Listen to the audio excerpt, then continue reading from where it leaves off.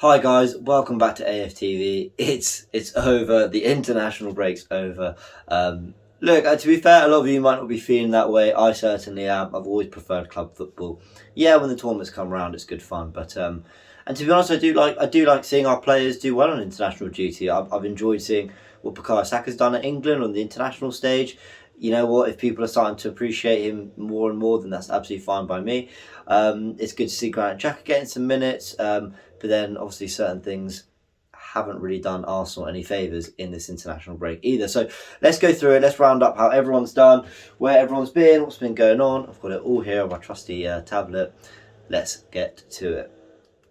Where better to start than with England and Bukayo Saka? Now, you know, Bukayo Saka, he's had a lot of game time for Arsenal, especially under Mikel Arteta. He's actually become, I mean, you could argue he's been our best player this season behind maybe Gabriel. And to be honest, we've been seeing a lot of that for England as well. He played a full 90 minutes for England in their 3-0 win over Ireland, won a penalty in that game and won the man of the match award, which is, you know, again, this is what you want. When your players are going out on international duty, you want to see them going off and impressing, going off and getting confidence and coming back to the team. You know, on the back of that Villa defeat, let's not forget, we did lose 3-0 in our last league game. So the fact that he can go and get some confidence, come back on a high, is definitely a good thing.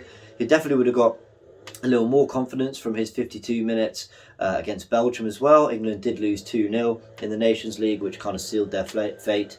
Basically confirmed that England would not be playing Nations League football beyond the group stages or beyond the league stages. But Saka did create 3 chances in that game against Belgium, the joint most of any other player on the pitch.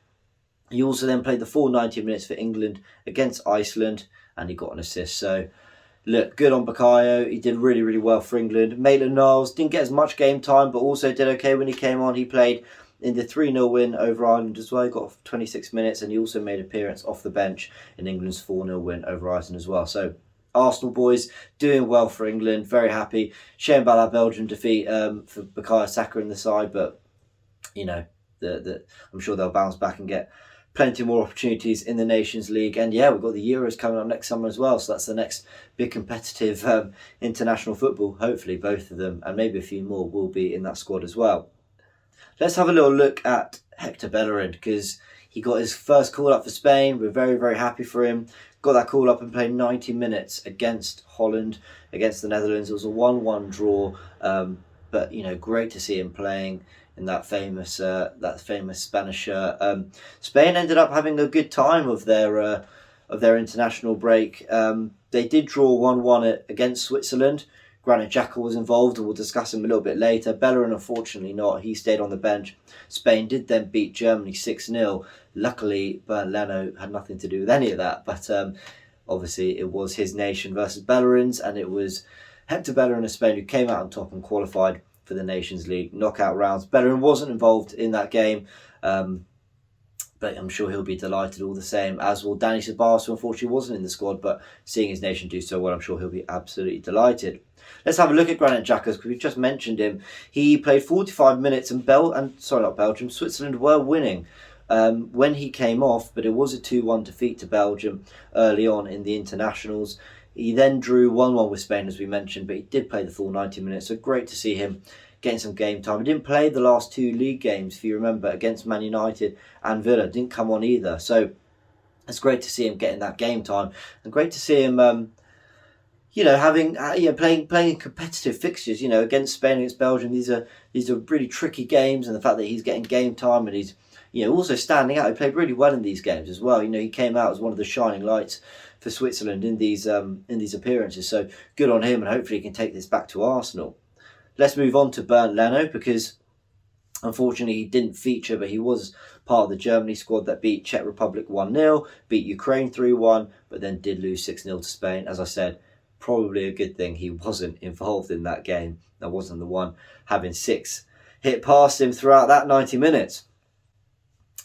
Sead Kolasinac, he was part of the Bosnia and Herzegovina side, played 90 minutes at left back in a 3-1 defeat to the Netherlands. He didn't feature in their 2-0 home defeat to Italy, and with very good reason, which we're going to go into at the very end of this show.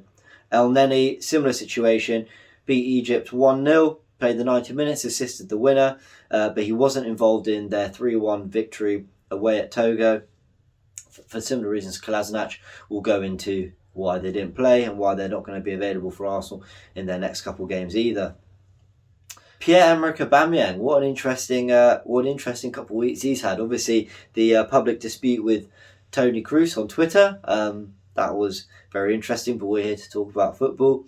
He was involved and scored in a 90-minute performance against Gambia in a 2-1 win for Gabon, but he did play in the 2-1 defeat to Gambia away from home, in which he was involved in essentially a situation at the airport in which he was left to basically sleep on the floor for 5, 6, 7 hours maybe. Not ideal. We'll chat a bit more about that a bit later. Pepe as well involved in African Cup of Nations, some AFCON qualifying.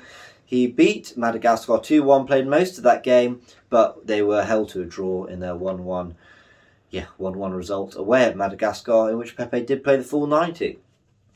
Gabriel, now we're getting some under-23s action. He did start and play the full 90 away in the South Korea under-23s game. They did win 3-1 Brazil, so he'll be delighted with that, but they were subject to a 2-1 defeat away at Egypt. Away against the Egypt under-23s. He did come off the bench though, but yes, good to know that defeat's not entirely down to him either, but also good to see him getting some game time. I'm sure he'll be starting for Brazil sometime soon.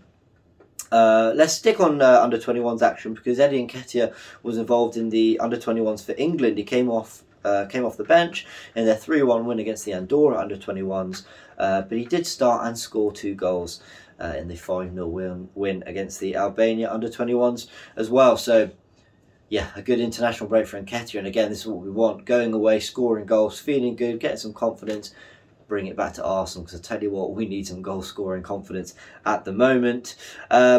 Now let's go back to the internationals at senior level. Kieran Tierney, what an international break he's had. The 1-1 draw with Serbia went to penalties, and a 5-4 win for Scotland meant Tierney played 120 minutes, but ultimately helped Scotland qualify for the Euro 2020, which will be happening in the summer of 2021. I mean, what an achievement. Delighted for him, delighted for Scotland. And it's, again, this is what I'm talking about, the feel-good vibes, going away, having that break from the club and coming back reinvigorated. I say that, let's not forget, he then did play against Slovakia in a 1-0 defeat in Israel as well. He created the most chances in the game against Slovakia, so that's good. Tells you what you can do from left wing back, and we have discussed that on AFTV. I'm sure we will do a little bit more as well. But he played another full 90 minutes against Israel. I mean, this is a lot of football he's playing. So, yes, sort of pros and cons there, but ultimately I think he'll be coming back on a high. Runarsson, forgive me. He played against Hungary. He was on the bench. Sorry, he didn't play against Hungary. He was on the bench against Hungary. Dominik Szoboszlai scoring that last-minute winner that essentially kicked Iceland out of the Euros for the coming summer. So that'll be disappointing for him, but he did play 90 minutes against Denmark, conceding 2 penalties, which... yes, he won't be too happy about that.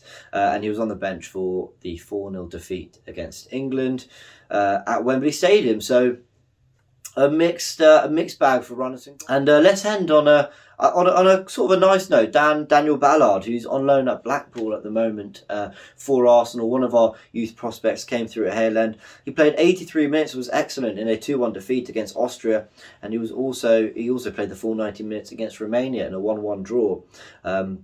This is great. The fact that he's not making senior appearances for Arsenal, obviously he's playing for Blackpool at the moment, but to see him getting these appearances for Northern Ireland and playing so well, I mean, this is definitely one to look out for. So congrats to Daniel, and let's hope he keeps performing at that level, because we definitely want some young centre-backs to be developing with the likes of Socrates, Mustafi, Louise being sort of more ageing players. This could be a really good thing for the club. Now, as we mentioned, there has been a bit of a fallout from the international break, and I tell you what, with the global pandemic going on and the amount of football that they're being asked to play, I can't say I'm surprised. Look, it's all got a little bit messy, but hey-ho, we're just going to have to live with it and roll with it. We're wishing all the best to Mohamed Elneny and Sarah Kolasinac, who have tested positive for COVID-19. That means they won't be available for Arsenal, and they did have a test very recently as well, a second follow-up test, which came through positive as well. So they're going to have to self-isolate and quarantine till they've recovered. We wish them all the best. This is the problem with international football. You know, I understand perhaps for the qualifiers while we're doing it, but why are we playing international friendlies? Why are we playing the Nations League? It's only putting players more at risk. And, you know, we've suffered 2 players there at the moment. Let's have a look at Aubameyang. He had to sleep on the floor at the airport, as we mentioned just earlier in the video. Arsenal officials not happy, supposedly, if you read the reports, to the way he was treated along with the rest of the team. And they're threatening, you know, Aubameyang not being able to go out on international duty if there's going to be more of these occurrences, you know, sleeping in an airport for hours on end, you know, because they essentially can't get a flight. Yeah, all COVID related. It's a real shame it's got to this. There was always going to be bumps in the road. Hopefully it all gets resolved and, you know, Aubameyang's all right, which is the important thing. Bukayo Saka, you know, I want to touch on him because, as I mentioned earlier in the video, we're very happy with, you know, how he's been playing and the fact that he's impressing for England. But again, another 3 games he's played since the Villa game, and he's likely going to play against Leeds. That's 5 games in 14 days. That is a lot of football, guys. You know, we need to be looking after our players, and it just doesn't really feel right that, especially in friendlies or meaningless games, like the games against Ireland, the game against, Iceland, that was a dead rubber.